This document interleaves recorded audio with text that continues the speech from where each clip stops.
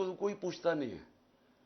और जिस तरह फिर आजम स्वाति को उठाया गया, आजम स्वाति ने क्या कहा था कि एक ट्वीट की थी कि general Bajwa thank you for NRO 2, कि आपने ये पहले एनआरओ 1 मुशर्रफ ने दिया था, आपने एनआरओ 2 दे दिया। सारी कौम को पता है जनरल बाजवा ने दिया है, और हमें यह भी पता है अपनी एक्सटेंशन के लिए दिया था। लेकिन जब वो उसने दिया, ये एक ट्वीट की, उसके घर 3 बजे रात के उसके ग्रैंड चिल्ड्रन यानी पोते पोतियों के सामने उसको मारा, फिर उठा के लेके गए, उसको फिर नंगा किया, फिर उससे ये तशद्दुद किया, फिर रिकॉर्डिंग की, उसकी तस्वीरें बनाई, और वो जो उसकी फिल्म बनाई है वो दिखाई गई है। हमारे एक एमपी ने मुझे खुद बताया कि जब उसे कह रहे थे पीटीआई छोड़ के दूसरी तरफ चले जाओ, तो उसकी तस्वीर दिखाई, ये तुम्हारे से हो सकता है। और यहां रुके नहीं, सोशल मीडिया के लोगों को पकड़ा, कईयों को पता ही नहीं था, कोई जो ट्वीट करता था, जो लगता था कि वो पीटीआई का, उसको पकड़ लेता था, उनको इसी तरह तशद्दुद किया। वो जमील फारूकी एंकर, उसको पकड़ लिया, उसको नंगा किया, और उसके बाद जो अरशद शरीफ से हुआ, जिस तरह वो मुल्क से गया, कौन किन लोगों ने धमकियां दी, वो सब सबके सामने है। तो ये सारा हुआ जब से एक ऑफिसर आया और उसको यहां पोस्ट किया। मैं नाम इसलिए नहीं रहा कि वो सेंसर हो जाएगा सब कुछ, लेकिन तब से एक पूरी टाइम लाइन है कि जुल्म होने शुरू हुए। लेकिन अब मैं आता हूं कि जो 8 मार्च को हुआ, मैं इसलिए आपको सबको कह रहा हूं कि ये सारा कुछ हो रहा है एक मकसद के लिए। मकसद ये है कि किसी ना किसी तरह ये जो ऊपर बैठा दिए चोर, इनका है कि अपनी करप्शन बच जाए, और जिन्होंने इनको बिठाया उनका है कि इन सब का एक चीज कॉमन है, इमरान खान ने नहीं आना, उसके ऊपर कांटा डाला हुआ है। अब उसको रोकने के लिए ये सारी हरकतें हो रही हैं। ये जो ह्यूमन राइट्स वायलेशन हो रही है, ये सिर्फ एक मकसद के लिए। ये मुझे जो कत्ल करने की कोशिश की, वो इसलिए थी कि पीटीआई की पॉपुलैरिटी बढ़ती जा रही थी, मकबूलियत अवाम में बढ़ती जा रही है। अल्लाह का करम है, लोगों के दिल अल्लाह मोड़ता है। तो वो जितनी जितनी ऊपर जा रही थी, और बाई इलेक्शन में 37 में से 30 हम जीत गए, तो उस वक्त इन्होंने प्लान किया मुझे मरवाने का, दीनी इंतहा पसंद के लिए। मुझे पता है कौन है बीच में, मुझे पता है वो ऑफिसर इस पे पूरी तरह मुलव्वस था, मुझे पहले से पता था। मैंने बार बार आपको कहा, मैंने 6 हफ्ते पहले बता दिया था कि इन्होंने क्या करना है। उसके बाद इन्होंने वो अटेम्प्ट किया, अल्लाह ने बचा लिया। फिर सारी एविडेंस इन्होंने खत्म की, जेआईटी के जितनी भी, जेआईटी को सैबोटाज किया। और मैं बार बार कहता हूं कि अगर ये मुलव्वस नहीं थे तो कौन थे? और ये इतने ताकतवर थे कि हमारी पंजाब की गवर्नमेंट थी, फिर भी हम बेबस थे। हुक्म, वो जी पीछे से हुक्म आया है, वो इन्होंने बस वो जेआईटी सैबोटाज की। उसके बाद इन्होंने जिस तरह का क्रैकडाउन किया लोगों के ऊपर, हमारे लोगों पे धमकियां, लोगों को धमकियां दे रहे हैं। और फिर 8 मार्च को जब हमने शुरू की अपनी कैंपेन, जब सुप्रीम कोर्ट ने अनाउंस कर दिया 30 अप्रैल को इलेक्शन, उसके बाद हमारे पास एविडेंस है, अदालत में हम जा चुके हैं, जिला शाह केस में अदालत में हम जा चुके हैं। इन्होंने बिल्कुल गैर कानूनी तौर के ऊपर हमें दफा 144 लगाई। हमारे पास सारी एविडेंस है, अब ये अदालत में अब केस चला गया है। पहले गलत एविडेंस लगाई, गलत कानून उसके ऊपर लगाया, वो लग ही नहीं सकता था 144। उसके बाद उन्होंने हमारे ऊपर मारधाड़ की। हम तो सारे रैली के लिए निकले हुए थे, इन्होंने पूरा वाटर कैनन्स, जो टीयर गैसिंग जो की उस दिन, और फिर जिले शाह को पकड़ के टॉर्चर करके मारा। फिर झूठ बोला, पहले कहा कत्ल हुआ है, फिर झूठ बोला कि नहीं एक्सीडेंट हुआ है। जो पोस्टमार्टम रिपोर्ट आई उसमें 26 जगह उसको टॉर्चर किया गया था, और ये अनडिनाइबल रिपोर्ट है। इस रिपोर्ट ये सबके सामने, ये सोशल मीडिया पे चल गई है कि किस तरह उसके ऊपर तशद्दुद करके फिर उसको सड़क के किनारे फेंक गए। तो उसका भी मेरे ऊपर केस डाल दिया कि पहले शुरू में कि मेरे 302 पे लगा दिया कि मैंने कत्ल किया उसको। लेकिन उसके बाद जो इन्होंने 14 को किया, अब हमने अदालत में अब इसका केस किया, हमारे पास अब सारी एविडेंस है। कैसे इन्होंने पहले एक डीआईजी को लेके आए, जबकि एक इंस्पेक्टर का काम था वारंट इशू करना। पहले तो वारंट इशू करनी चाहिए थी इनको, बनी गाला, उसकी पूरी प्रोसीजर है। और फिर से वारंट क्या थी कि मैंने वो सिर्फ अदालत में पेश होना था 18 तारीख को। मैं पहले से ही कह रहा हूं कि मैं अदालत में पेश रहा हूं, उसके बावजूद वो वारंट بجائے انسپیکٹر لانے کے ڈی آئی جی لے آیا. ہمیں تب ہی لگا. پھر 1000 پولیس جمع ہو گئی یہاں. پھر یہاں ٹیئر گیسنگ شروع ہو گئی. میں نے اپنے وکیلوں کو بلایا. میں آپ کو واضح کر دوں کہ میں نے وکیلوں کو کہا اگر میں نے کوئی قانون توڑا ہے, اگر قانون, کیوں میں رول آف لا میں بلیو کرتا ہوں, انصاف کی تحریک ہے ہماری, میں نے کہا اگر کوئی میں نے غلطی کیا میں تیار ہوں. سارے میرے وکیلوں نے کہا کہ بالکل غلط کر رہے ہیں, اور انہوں نے کہا کہ میکسیمم اس میں یہ ہے کہ آپ ایک شیورٹی بانڈ دیں. میں نے لاہور ہائی کورٹ کے جو پریزیڈنٹ ہیں اشتیاق خان, میں نے ان کو شیورٹی بانڈ دیا کہ جائیں ان کو پولیس کو دیں. اور اس کے بعد قانون یہ کہتا ہے, جو سیکشن 75 ہے کرمنل پروسیجر کوڈ کا, وہ واضح ہے کہ ایک دفعہ آپ کو شیورٹی بانڈ دینے, آپ کو کوئی نہیں پکڑ سکتا, آپ کو اریسٹ نہیں کر سکتے, کیونکہ عدالت میں تو پیش ہونا تھا. میں نے جان کے سی سی پی او نے وہ شیورٹی بانڈ نہیں لیا. ادھر سے سب کو یہاں پتا چل گیا کہ ان کی نیت خراب ہے. سب کو پتا تھا جس طرح انہوں نے ضلع شاہ کو اٹھا کے قتل کیا. ایک میرے انہی لوگوں نے میرے اوپر واردات کی, یہ جو قتل کرنے کی یہی لوگوں نے کی. اور سب نے یہاں کہا کہ آپ کو بالکل ان کو ہم اریسٹ نہیں ہونے دیں گے, کیونکہ قتل کر دیں گے آپ کو. یہ اسیسینیشن اٹیمپٹ ہے, یہ اغوا کر کے قتل کریں گے آپ کو. اس لیے یہاں پھر لوگ کھڑے ہو گئے. تو اس کے بعد عدالت میں گیا. High court, Lahore high court نے واضح کیا کہ میرے گھر کے اوپر یہ اٹیک نہیں کر سکتے. انہوں نے کہا جی سرچ وارنٹ چاہیے. لاہور ہائی کورٹ نے باقاعدہ ان کو بتایا کہ کون سا آفیسر ہماری طرف سے ہوگا, ایس پی گورنمنٹ کی طرف سے ہوگا, اور وہ پرمیشن سے یہاں گھر سرچ کیا جائے گا. وہ ہو گیا سارا. لاہور ہائی کورٹ نے کلیئر کر دیا, انسٹرکشنز دی کہ آپ نے گھر پہ کسی قسم کا اٹیک نہیں کرنا. میں جاتا ہوں 18 کی صبح اسلام آباد, گھر پہ دعویٰ بول دیتے ہیں. میں جب وہاں پہنچ تو پتہ چلتا ہے میرے گھر پہ اٹیک کر دیا. لاہور ہائی کورٹ کے فیصلے کو انہوں نے مسترد کیا پولیس نے. کون اتنا طاقتور تھا جو لاہور ہائی کورٹ کے فیصلے کو مسترد کر دے؟ مجھے ایک میجسٹریٹ کے عدالت میں جانے کے لیے میرے گھر پہ 1000 پولیس والے آ گئے اور رینجرز آ گئے اور یہاں ساری 26 گھنٹے اٹیک کیا. تو لاہور ہائی کورٹ کا جو فیصلہ تھا وہ پولیس نے اس کی پرواہ نہیں کی. لیکن یہ پہلی دفعہ نہیں کی. جب فواد چودھری کو پکڑا تو لاہور ہائی کورٹ نے کہا کہ اس کو پریزنٹ کرو, اس کو اسلام آباد لے گئے. علی امین کو وہ اسلام آباد ہائی کورٹ اس کو دیتا ہے کہ اس کو بیل دیتا ہے, اس کو پکڑ کے بکھر لے جاتے ہیں.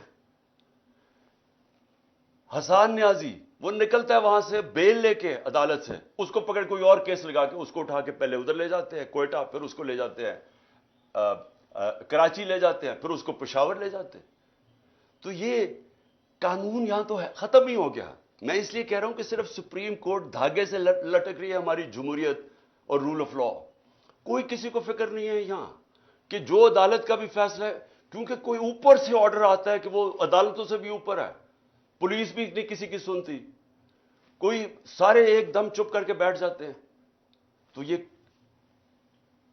میرے گھر کے اوپر جو اٹیک کیا, اس کے اوپر بھی ہم عدالت میں گئے ہوئے ہیں کہ کس بیسس, کون سے قانون کے تحت انہوں نے, جب ہائی کورٹ نے ان کو واضح کہا تھا کہ سرچ وارنٹ کے لیے ایک طریقہ بتایا تھا, دروازہ توڑ کے اندر لوٹ کے لے گئے گھر, جو چیز ملی اٹھا کے لے گئی پولیس, جو چیز ملی توڑ دی انہوں نے. لوگوں کو پکڑ کے لے گئے, نوکر کو پکڑ کے لے, خنسامے کو لے گئے پکڑ کے, اس کو مارا اتنا. اس کے بعد میں اسلام آباد میں پھر سے یہ بتانا چاہتا ہوں, یہ قتل کرنے کی سازش تھی جو گھر پہ اٹیک کیا. مرتضیٰ بھٹو ٹائپ قتل کرنا چاہتے تھے. پھر میں اسلام آباد جاتا ہوں 18 تاریخ کو, وہاں پورا پلان بنا ہوا تھا. جوڈیشل کمپلیکس کے اندر پورا ٹریپ تھا. نامعلوم افراد سی ٹی ڈی کے کپڑوں میں وہاں تھے, وہاں وکیلوں کے کپڑے میں نامعلوم افراد تھے جنہوں نے ایک دن پہلے سارا ٹیک اوور کر لیا جوڈیشل کمپلیکس. کبھی ایسا ہوا ہی نہیں ہے کہ پولیس چھتوں سے پتھر مار رہی ہے, اشتعال پیدا کر رہی ہے تاکہ وہاں کوئی انتشار پھیلے, اور انتشار کے اندر یہ عمران خان پھر قتل ہو گیا. جو وہاں ہوا ہے جوڈیشل کمپلیکس میں, جس طرح انہوں نے شبلی فراز, سینیٹر ہمارا, اس کا نام لکھا ہوا تھا, اس کو مارا. ہمارا جو سلطان تھا عمر سلطان, اس کا ناک توڑ دیا, اس کو مارا, اس کا بھی نام لکھا ہوا تھا. لوگ اپنی جان بچا کے بھاگے. اور وہ شکر ہے کہ وہ میجسٹریٹ نے میری گاڑی میں آخر میں وہ میرے سے لیا، نہیں تو اگر میں اوپر چلا جاتا تو میں نے نہیں بچنا تھا. تو ادھر سیکنڈ ٹائم میں بچا ہوں. پھر سے پلان بنا ہوا تھا قتل کرنے کا. اور پھر اب کیا ہو رہا ہے؟ اب پلان یہ بن رہا ہے کہ میرے جو ارد گرد لوگ ہیں ان سب کو باری باری پکڑو، جو پارٹی میں تکڑے لوگ ہیں ان کو پکڑو، کیونکہ اب اگر ان کو لگ رہا ہے الیکشن کی طرف جا رہے ہیں تو طریقہ ہی ایک ہے کہ اب تحریک انصاف کے سارے جو تکڑے لوگ ہیں یا میرے قریب لوگ ہیں ان ساروں کو پکڑو. اس میں علی مین کو سب سے پہلے پکڑا، مراد سعید کو پوری پکڑنے کی کوشش کر رہے ہیں، اس کے اوپر بھی کوئی نہ کوئی کیس ڈال دیں، حالانکہ کوئی کیس ہی نہیں ہے. میرے اوپر جو کیسز ہیں میں ذرا سامنے 2 کیسز ہی انہوں نے بنائے ہوئے تھے، باقی تو سارے دہشت گردی کے کیس ہیں یا یہ جس طرح ذل شاہ کے قتل کے کیس، اس طرح کے کیسز ہیں. 2 کیسز تھے.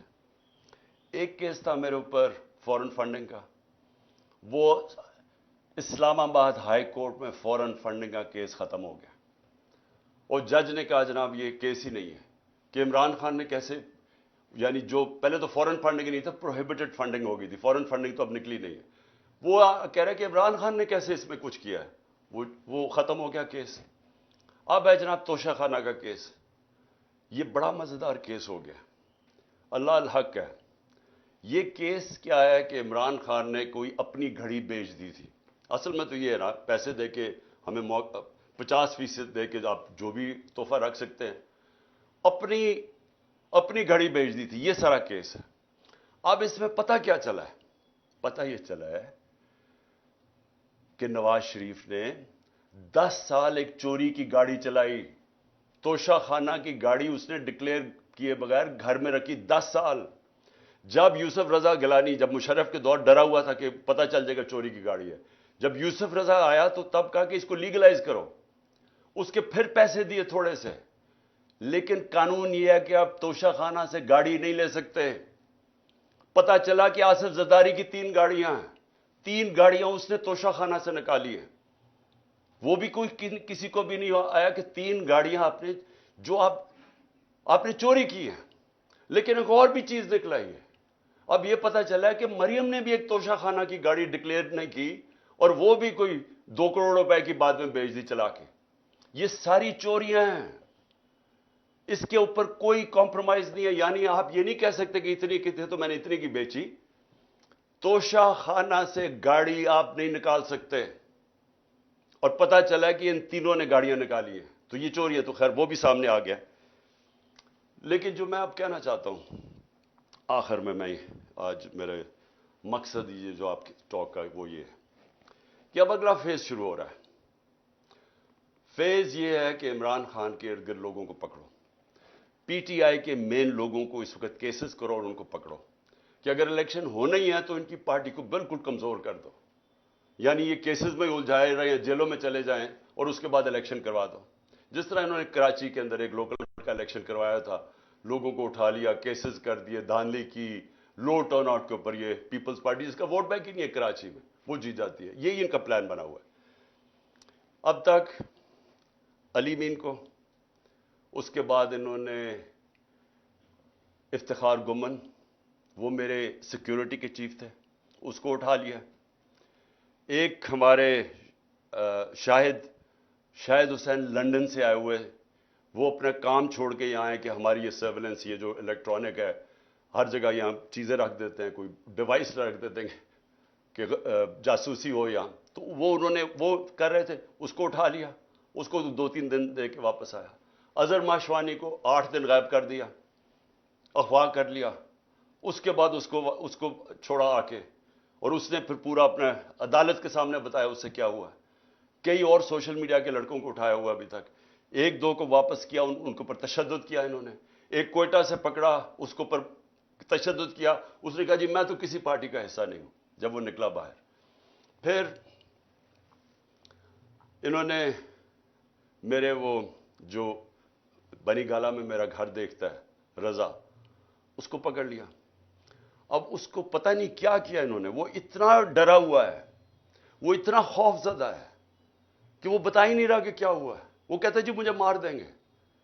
ہم اسے پوچھتے ہیں بتاؤ ہوا کیا، وہ اس کو کئی گھنٹے رکھا، اور وہ اس سے جو بھی کیا ہے وہ بیچارہ چپ کر کے بیٹھا ہوگا جی میں بتا ہی نہیں سکتا۔ اب میں آپ کو بتا دوں، جب میں پرائم منسٹر تھا، میرے گھر میں جو 2 ملازم تھے، ہم نے ان کو پکڑا، وہ ایک ڈیوائس رکھنے والے تھے میرے بیڈ روم میں، تو ان کو جب پکڑا تو آج جب ان سے پوچھا تو پتا چلا ان کو تنخواہ پہ لگا ہوا تھا۔ میں پرائم منسٹر تھا، ایجنسیز نے ان کو تنخواہ پہ لگایا ہوا تھا۔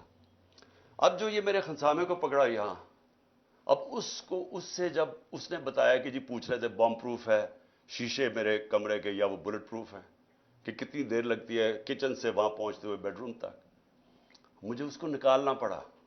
کیوں نکالنا پڑا؟ کہ ہمیں پتہ ہی نہیں کہ وہ ان کے پیرول پہ نہ چلا جائے۔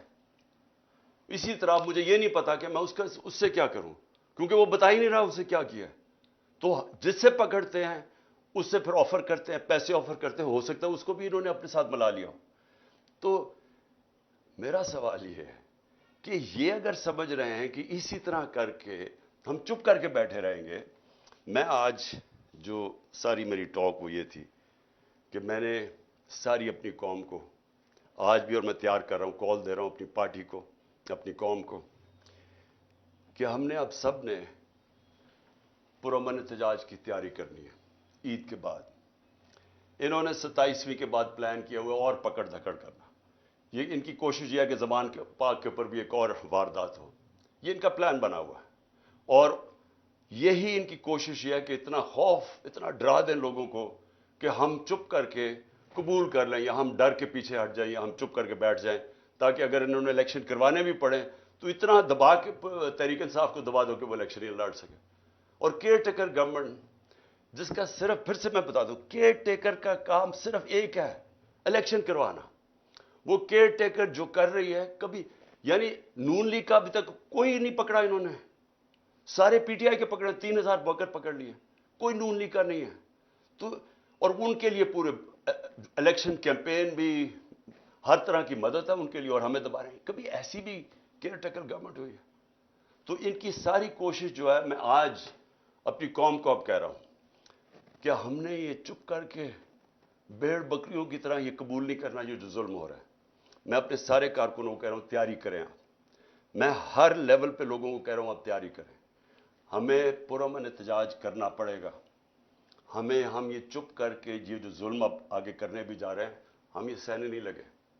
اور اگر میں ان کو آخر میں ایک پیغام دینا چاہتا ہوں کہ اگر آپ کا خیال ہے کہ ان حربوں سے آپ ان چوروں کو ہمیں قبول کروا دیں گے، کہ آپ اگر یہ سمجھتے ہیں کہ ہم ان کو ایکسپٹ کر لیں گے، یہ جو این آر او کے چور بیٹھے ہوئے ہیں اوپر، آپ کو نہ تاریخ کا پتہ ہے، نہ آپ کو سیاست کا پتہ ہے، نہ آپ کو پتہ ہے کہ پبلک جب ایک طرف کھڑی ہو جائے تو یہ حربے کامیاب نہیں ہوتے۔ اگر یہ خوف جو پھیلا رہے ہیں، 1 سال سے خوف پیدا کر رہے ہیں کہ جی ہم یہ کر دیں گے، ہم وہ کر دیں گے، کاٹا ڈال دیا عمران خان کے اوپر، آپ جیت ہی نہیں سکتے، ہر کو، ہمارے لوگوں کو ڈیمورلائز کرتے جو بھی۔ اگر اس سے فرق پڑنا ہوتا تو آج اتنی لائنیں نہ لگی ہوتی تحریک انصاف کا ٹکٹ لینے کے لیے۔ میرے پاس ٹائم ہی نہیں ہے، اتنے زیادہ لوگ ہیں جو پی ٹی آئی کا ٹکٹ لینا چاہتے ہیں، کوئی اس سے فرق نہیں پڑ رہا۔ قوم کو پتہ ہے، جو الیکشن لڑنے والا ہے اسے پتہ ہے کہ نیچے جو وہ جا رہا ہے حلقوں کے اندر، وہاں صرف اسے پی ٹی آئی کی بات کر رہے ہیں لوگ۔ وہ لوگ اب اگر اس سے لوگ ڈر جاتے تو بھی ہمارے پاس تو کینڈیڈیٹ ہی نہیں ہونے چاہیے تھے۔ ہمارے پاس تو ایک ایک حلقے پر کینڈیڈیٹس اتنے آ گئے ہیں، ہمیں تو سب سے بڑا مشکل یہ پڑا ہوا ہے کہ ہم ٹکٹ دیں کس کو۔ تو اس سے کوئی کامیاب صرف ایک ہو رہا ہے، ملک میں نفرتیں پھیل رہی ہیں، ادارے اور قوم کے بیچ میں فاصلے بڑھ رہے ہیں۔ میں اس لیے اپنی قوم کی خاطر آج کہہ رہا ہوں کہ اس قوم کو بچانے کے لیے خدا کے واسطے ابھی بھی ہوش کے ناخن ہو، اس وقت بھی ٹائم ہے، سوچ لیں کہ اس قوم کو بچائیں جس طرف جا رہے ہیں۔ یہ اس طرح جس طرح ہم ابھی جا رہے ہیں، معیشت تباہ ہو گئی ہے، وہ تو ٹھیک ہو ہی نہیں سکتی جب تک الیکشن نہ ہو۔ اور جس طرح یہ نفرتیں پھیل رہی ہیں، یہ تو کسی وقت بھی کچھ ہو سکتا ہے پاکستان میں۔ اس لیے میں آج بھی کہہ رہا ہوں کہ سارے جو اس ملک میں جمہوریت چاہتے ہیں، پہلے تو سارے سپریم کورٹ کے ساتھ کھڑے ہوں، کیونکہ سپریم کورٹ ایک ہی چیز ہے جو ہمیں بچا رہی ہے ہماری جمہوریت کو آج۔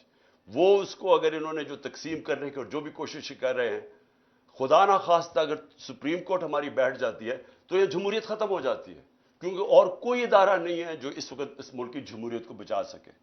اس لیے ساری قوم کو ایک تو کہتا ہوں کہ اپنی آئین کے ساتھ اور سپریم کورٹ کے ساتھ کھڑے ہوں، اور دوسری میں ساری قوم کو کہہ رہا ہوں کہ اگر یہ اسی طرح چلتا رہا ہم سب کو نکلنا پڑے گا، اور میں انشاءاللہ آپ کو لیڈ کروں گا۔